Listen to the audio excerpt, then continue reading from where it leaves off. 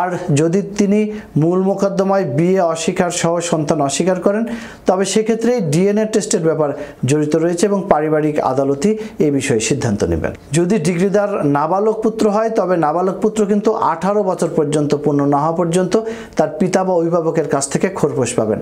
আর যদি ডিগ্রিদার কন্যা হয় তবে সে বিয়ে না হওয়া পর্যন্ত খোরপোশ পাবে। তবে খোরপোশের টাকা কিন্তু প্রতি বছর পৌনঃপুনিক হারে বাড়বে।